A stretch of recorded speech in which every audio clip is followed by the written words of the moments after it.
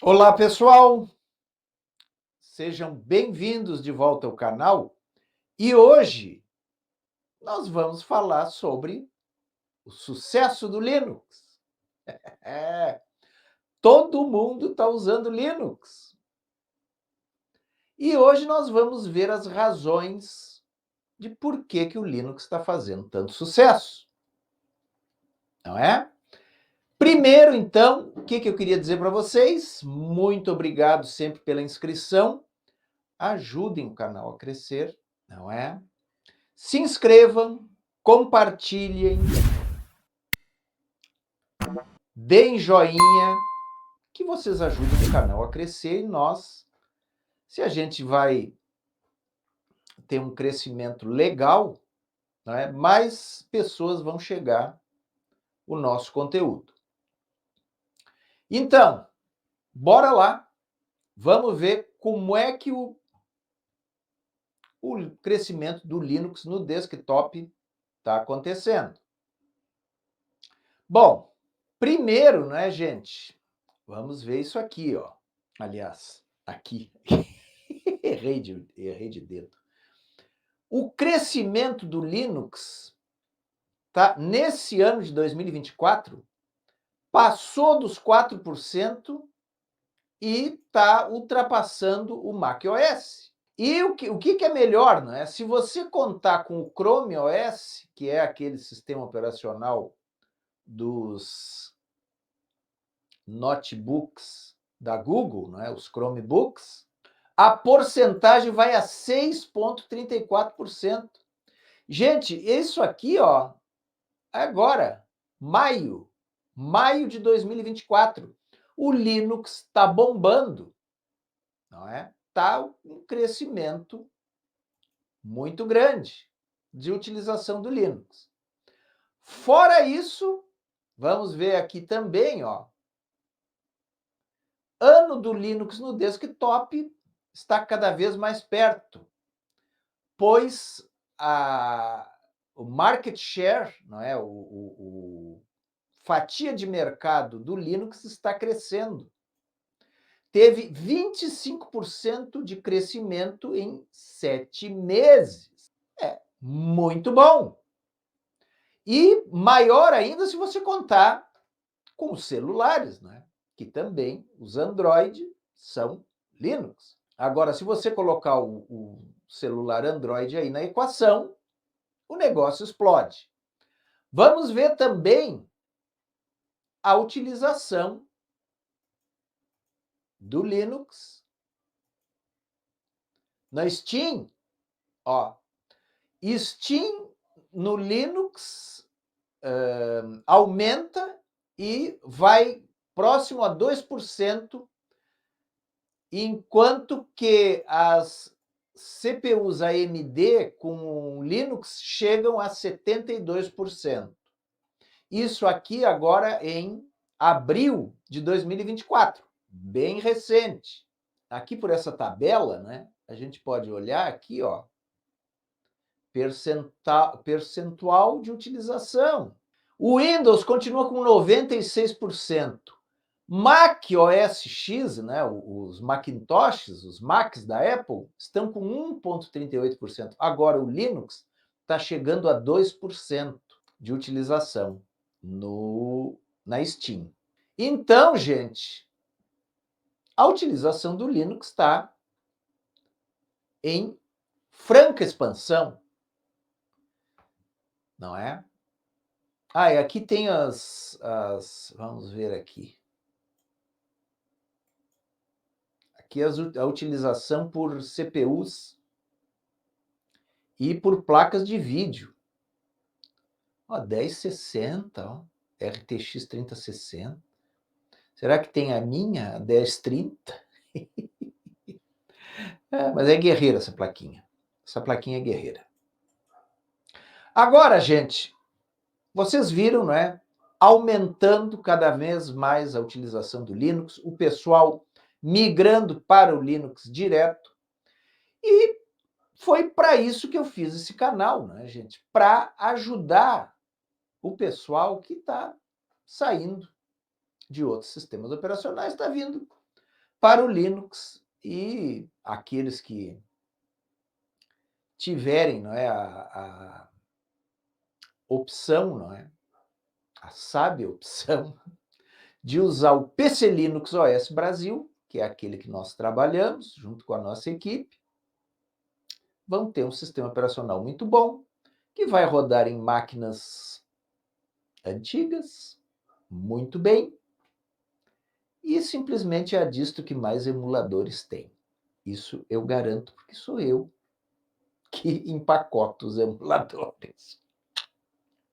Certo? Mas qual é que é o segredo do sucesso do Linux? Vamos ver. Vamos ver qual é que é o segredo do sucesso do Linux. Gente, por que que o Linux está fazendo tanto sucesso? Vamos analisar, não é, as questões históricas. Bora lá! Como é que o pessoal começa a se interessar pelo Linux? Gente, o que começa assim a ter um interesse maior pelo Linux, ó quem está ali, ó, isso é a Polly. Essa é a Polly, minha companheirinha aqui. O que começa a ter um interesse maior pelo Linux é justamente a Google, quando escolhe o Linux para o seu sistema operacional de celular, o Android, não é? E como é que começa isso? Começa em 2007, o primeiro Android, o Android 1.0, que foi lançado em 2008. Como é que ficou então, gente? Bora lá. Já vamos ver como é que foi a linha do tempo do Android.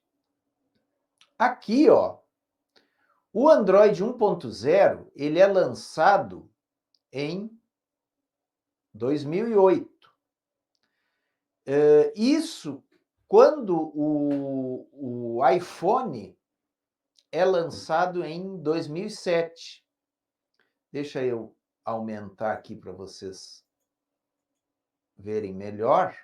Ó, aqui para vocês verem melhor. Em 2003, a empresa Android é criada na Califórnia pelo Andrew Rubin, Rich Miner, Nick Sears e Chris White. Em 2005, a Google compra Android. Em 2007, o Open Handset Alliance, um consórcio de diversas companhias, é criado. Em 12 de novembro de 2007, o primeiro kit de desenvolvimento do Android é lançado. E em 23 de setembro de 2008, o primeiro Android 1.0, ele é lançado.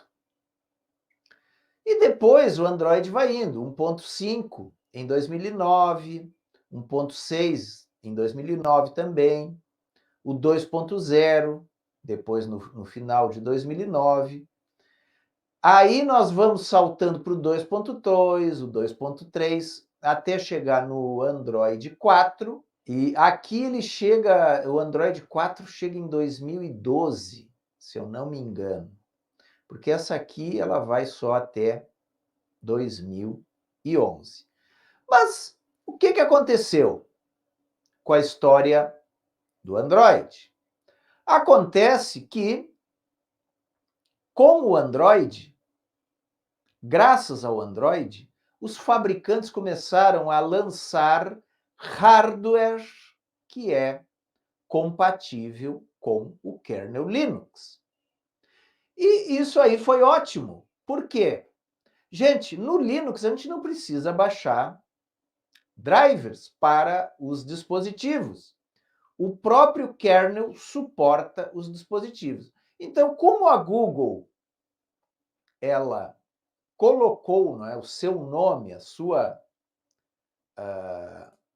a a sua reputação por trás desse projeto atraiu muitos fabricantes de hardware, e aí todos eles passaram a lançar produtos compatíveis com Android. E se for compatível com Android, é compatível com o kernel Linux e com qualquer distribuição Linux, pois todas usam o kernel Linux.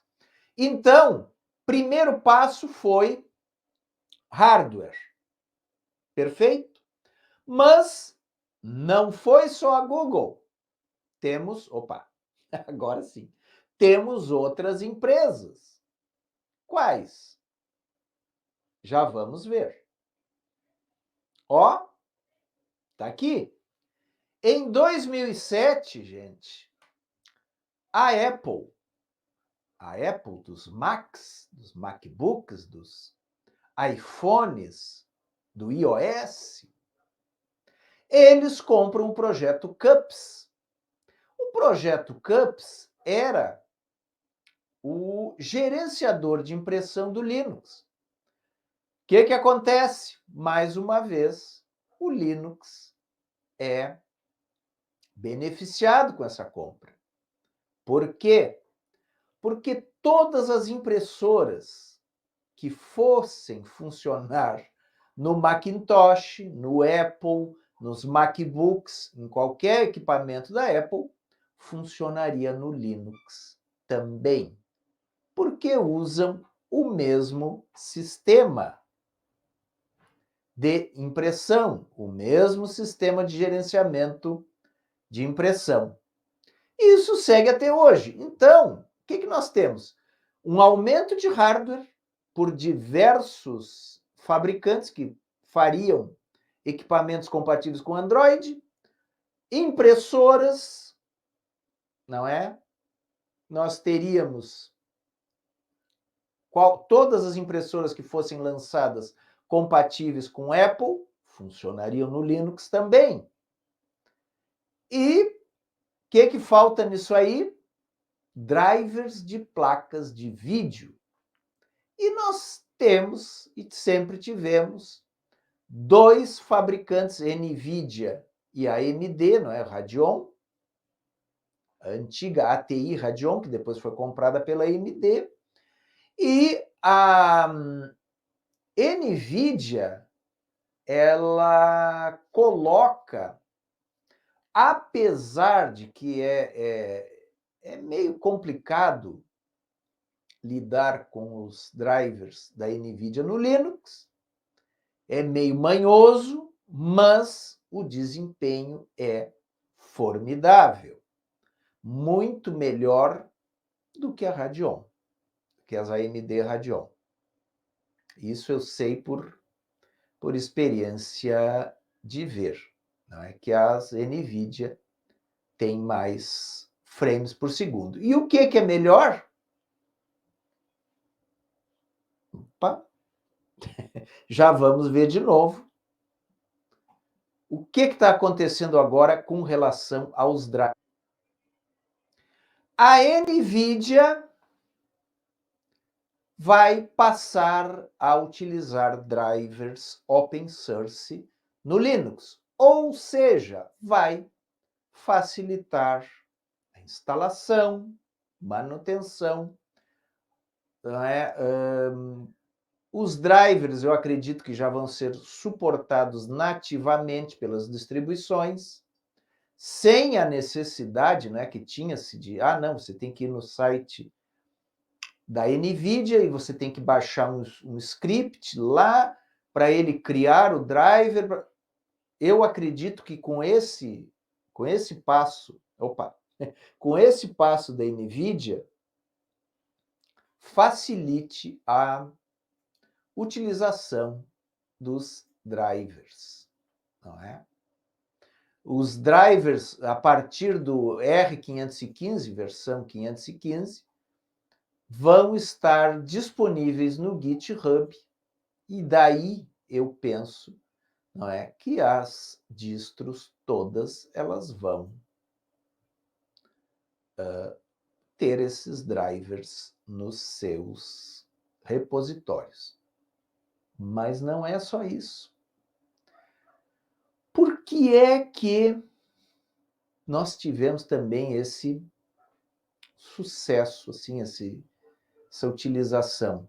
Tem mais uma empresa, nós já falamos da Google, já falamos da Apple, tem mais uma e tem mais outra, mas eu vou falar sobre essa aqui antes, que é a Valve. A Valve, dona da Steam. E o Gabe Newell, o dono da Valve, ele chega e diz aqui em 2013, o Linux é o futuro, o Linux é o futuro da jogatina.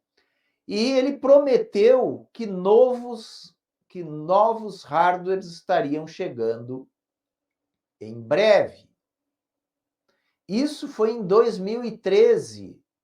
E o que aconteceu? A Valve começou a portar os seus títulos para Linux. Eles começaram a trabalhar tanto no vídeo, auxiliando em drivers, como no Proton, que é um Wine modificado, não é, para rodar jogos feitos para Windows que ainda não rodam no Linux. Perfeito? Primeiro, a Valve lançou o Steam PC, não é? O Steam Console, que era aquele console de mesa para jogar os seus jogos, mas ele não teve tanto sucesso. Agora, depois que eles lançaram o Steam Deck, foi aquela explosão de uso e de sucesso, e todo mundo, não é, passou a utilizar, se tornou, como é que diz, não é, o objeto de desejo de muita gente, e é uma máquina que abre muitas e muitas opções, principalmente também para servir como uma máquina de emulação, pois que o Steam Deck é muito poderoso, certo? Depois aqui, né, gente, depois da Valve e a loja Steam, o que veio? A GOG passou a oferecer jogos para Linux, não é? Vamos dar uma olhada na GOG também? Bora lá. Ó, e aqui no Store, ó, todos os jogos. Aqui o que a gente vai fazer, ó? Operation Systems. Ó, vamos colocar só para Linux. Só para Linux eles têm 2.341 jogos. Certo? Na GOG.com. Eu sempre erro. Na GOG.com. Detalhe: com Lutris e o Play on Linux, já existem scripts pré-prontos para que você possa jogar aqueles jogos que ainda não rodam nativamente no Linux, certo? Então, gente, é quase 90, ou 99,9, não. É muito pouca coisa hoje que não roda no Linux, certo? Então, é só alegria. É só alegria. Certo? Tem mais uma empresa que também está ajudando o Linux.